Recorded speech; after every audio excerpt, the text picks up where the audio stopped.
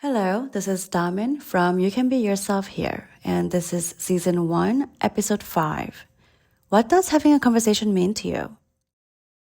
I wait for the day I'm on camera and I begin my sentence with, "Here's how I got here." And I wait for the day I look back at this podcast draft to talk about the mistakes I made and the lessons I learned to get there. With that goal in mind, though, I have been a bit slow on working on the podcast the past couple weeks because I witnessed myself digressing in my mindset. So it felt fake for me to come up with topics to share when I'm not having a stable mindset myself. And while debating what to do, I was having a conversation with a friend and she literally pointed out that it's not fake, but that it's the ideal version of me that I bring out when I'm on my podcast. Because I was telling her how when I have my own down moments that I'm not proud of, and here I am talking about growth and progressiveness in my podcast, it feels like another me who's talking in this podcast. And that's when she reminded me it's still a part of me that I'm acknowledging and cultivating. I mean, that makes sense. Of course, it's still me. Anything I feel like is still me. That actually just made me realize something super cool. So, if what I feel like is still me, even though I think it's fake, but it's still me because it's coming from me, whatever I feel like I want to be is also me. Having that thought of who you envision yourself to be comes from you, meaning you are already that. So you just have to uncover your layers to bring out that you want to be. So you can literally be anyone and anything you think to become. Do you get this? It's a constant check-in with ourselves now and keep learning how to apply all these reflections into the real world relationships within yourself and to others close to us. This recent realization really made me wonder if I have been on track at all this time, or if I have fallen off the track so long ago and somehow been on autopilot. Because, well, I had a mild crash out session the other day, and that kind of confirmed to me that I actually haven't been in check with myself. It's so crazy how it's easy to think you are doing well just because nothing really happened out of norm. But sometimes that is a danger zone, that nothing happens. And then suddenly you crash out. Like, how many times have I been practicing not to do that? And yet it still happens.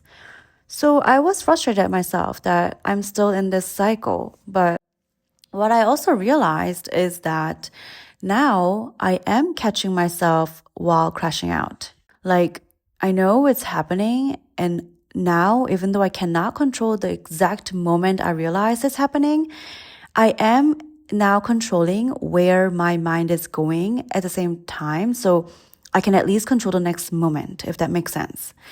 For example, in the past, I would just keep crashing out until I felt like I was done venting. And to me, when I crash out, it means that I just get annoyed, frustrated, paranoid, or anxious about something that I cannot hold it in, but express to whoever is the topic of it. And basically confront what I'm feeling to let them know, in hopes of them reassuring me, which is a very dependent and toxic side of me needing this. And I don't like that. So, this time, while I was still confronting that I'm going through these series of negative emotions, I tried my best to respond in a different way than the past and to listen, to also hear them out, rather than to think of what to say next. I let the person know that I am in this vulnerable, crazy mode because of X, Y, and Z, and that I know it sounds ridiculous, but this is how I'm feeling and I need to vent. And this time I'm not venting at them, but I'm venting with them, if that makes sense. And I only would do that though to the person that's directly involved with the cause of this feeling, not to anybody else. Because this matters between my relationship and that person only. I know it's not easy sometimes, especially when emotions are involved, but I really try to let that person know that the whole point for me is to understand better and to make them feel understood as well. And I would like to focus on that, especially when we have any disagreements, instead of keep explaining each other's sides. And the result was actually very productive, where the disagreement then led to an actual conversation where both became more receptive and ended up actually resolving the issue that was happening at the moment. But this happened not only because I led the conversation to go that way, but also the person was in a similar page as me in terms of where we want this relationship to go. And that happened because we both built this relationship from the beginning. So when these off moments happen, we can eventually find our way back on the track. And this satisfaction out of the conversation is what the resolution was really. That now I'm reassured and they're reassured, and we had this open conversation without it becoming a bigger fight or argument. Because the point is to solve the issue. The point is to make it work out, to make each other feel heard, understood, and respected. That is the whole point of a conversation, is to talk together, back and forth, listening and responding and expanding.